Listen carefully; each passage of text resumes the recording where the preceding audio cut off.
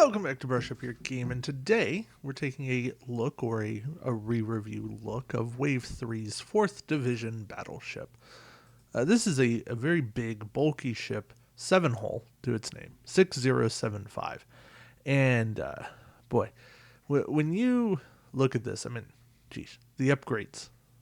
2 crew slots, 3 weapon slots, and a tech. For 36 points, yeah, it's a touch pricey, but even with the discount, it went down to 35. So it's not like there's a massive change here. I like the action bar. We'll get to the ability in a second, but it's it's your standard minus evade, because they said it's a battleship. Ain't no way this thing's evading anything. It's just meant to take a beating and go on. That being said, I think there was a miss here. It needed to be on a large base, or at least a medium base. Yes, I'm still going to argue for the medium base, the mythical medium base. Anyway, let's look at the named ability here. Each round, one other friendly Jem'Hadar ship within range 1 to 2 of your ship may perform an action on their action bar as a free action. I like the named ability. I think it creates great synergy. It fits in with the Jem'Hadar fleet, the Swarm fleet. This is a great carrier ship. Works great in missions. Works pretty well overall. Really, there's not a lot to say bad about this, other than it's a 90 forward arc. Where's the rear arc on this thing? Come on. If you're telling me this thing doesn't have 360 fire, yeah, at least 180, it should have had something going on here. It moves, well, like a battleship would move. It moves straight, it can bank a little bit, and it's really tough to turn. It's going to move slow. It's going to be plodding. It's going to go, I don't want to turn. Don't make me turn. Yeah. The generic is right here. You lose a shield. You lose a weapon slot. So it goes 2 crew, 2 weapon tech. And you're down at 29 points from 36. So it's a decent savings. I would say that the 4th Division might be worth it for that named ability, with the, sharing actions out.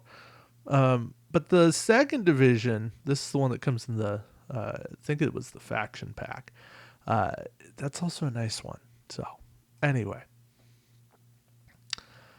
Weyoun 7 is the captain here. Add up to 2 additional crew slot upgrades to your ship's upgrade bar. The cost of these upgrades is 1 less if they are Dominion crew. It's not difficult to find 2 Dominion crew to run. That being said, you can think of Weyoun basically as a 3-point captain, and if you think of him that way, he's actually a very good bargain. If you were planning on running Dominion crew anyways, and there are certainly some you should, Garrick is a Dominion crew, then Weyoun's a good deal. I don't think he's the best Dominion captain, but he's a viable one. Gelnon is another captain. For skill 5, 3 points, action, target an enemy ship in your forward firing arc within range 1 and immediately roll 2 attack dice. The target ship does not roll any defense dice against this attack and sustains damage as normal for each hit or crit. If you roll at least a battle station result, place battle station token beside your ship. I actually get intrigued by Gelnon. I've run Gelnon a few times. Now, this was before the days of Matt Decker, but being able to inflict damage in the activation phase is highly intriguing to me. You can run a Gelnon plus Cloaked Mines, Verteron Pulse Trap. It's area control. Now with the Shockwave effect that's coming in Alliance 3, there's a fleet to do a lot of damage in activation. And I think that you can really make a fleet happen with that. I probably need to do a build academy on it. But I think Gelnon's a captain that gets overlooked. I have run him to some success. I won't say major success, but I've run him in some organized play events, and I like what he brings to the table. Then we have Ketracel White. This is a 2-point talent, and for an action, you discard this card to remove all disabled upgrade tokens from all of your Dominion crew upgrades. It's handy when you need to re-enable a bunch of crew. And if you build your fleet that way, or you build your ship that way, at least, one time of being able to do that is great. Photon torpedoes, they're overpriced. Uh, they work on a Jem'Hadar battleship. They give you 2 extra dice, so 7 dice. You can fire them from your forward or non-existent rear firing arcs. I don't get it. I just don't. And you have to spend your target lock. So you're getting bonus dice, but you have no quality. It's bizarre to me. I'm just not paying 6 points. Phase Polaron Beam. This gives you 4 dice, range 1, and you ignore shields. So this can be good, but it's 5 points, and it's only range 1, and it's a disable, and there's just a lot that goes against it. Now, Shroud is a fantastic card. It's a 1-point tech, and if one of your Dominion crew upgrades is supposed to be discarded, you discard Shroud instead. And that is great because you run a couple of copies of Shroud because there's no uniqueness to it. It's not even 1 per ship. And you have a Dominion crew, you discard them, except you discard Shroud, then you do it again, and then you do it yet again. And Shroud has been used and abused, and I definitely enjoy Shroud. Ikatika, and I will butcher the names of Jem'Hadar, and I apologize, is a 5-point crew. When defending, you may discard this card to force one ship that attacks you this round to reroll any number of their attack dice of your choice, once per die. So basically all the hits and crits. And you're only going to put Ikat on a Jem'Hadar ship because you're not paying 10 points for that. Time tokens or a disable would have been nicer. You just want a defensive ability for 5 points.